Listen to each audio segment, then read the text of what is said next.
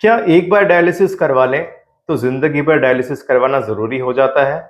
नमस्कार, मैं हूं आपका यूरोलॉजिस्ट डॉक्टर रवि उपाध्याय।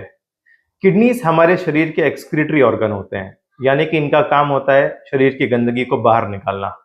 जब किसी भी कारण से ये किडनी अपना काम नहीं कर पाती तो शरीर में गंदगी जमा होने लगती है और इसे किडनी फेलियर कहते हैं। किडनी फेलियर दो प्रकार का होता है। पहला होता है एकेआई या अक्यूट किडनी इंजरी। इसमें मरीज के शरीर में कुछ ऐसी इंसल्ट होती है जिससे किडनीज अचानक काम करना बंद कर देती है। चूंकि ये किडनीज पहले बराबर काम कर रही थी, तो एक या मल्टीपल डायलिसिस के बाद ये किडनी रिकवर हो जाती है।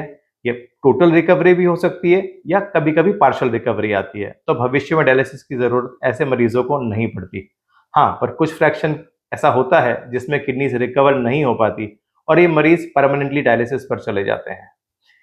ये पेशेंट्स यूजुअली क्रिटिकल हो सकते हैं और आईसीयू सेटिंग में भी पाए जाते हैं। इसके विपरीत सीकेडी या क्रॉनिक किडनी डिजीज में किडनी में जो नुकसान होता है वो धीरे धीरे होता है।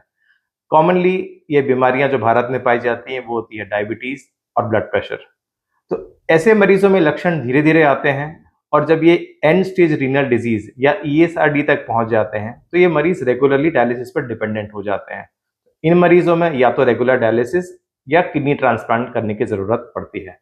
तो अगर आपका पेशेंट सीरियस है और उसे अक्यूट किडनी इंजरी हुई है और ऐसे पेशेंट को अगर डायलिसिस की सलाह दी गई है तो चिंता मत करिए। हो सकता है कुछ डायलिसिस के बाद किडनी पूरी तरह से या एटलीस्ट पार्शियल रिकवरी तो कर ही ले। तो आपके मन में ये डर है कि इसे करा लिया जाए तो जिंदगी भर डायलिसिस कराना पड़ेगा, तो ये बात सही नहीं है।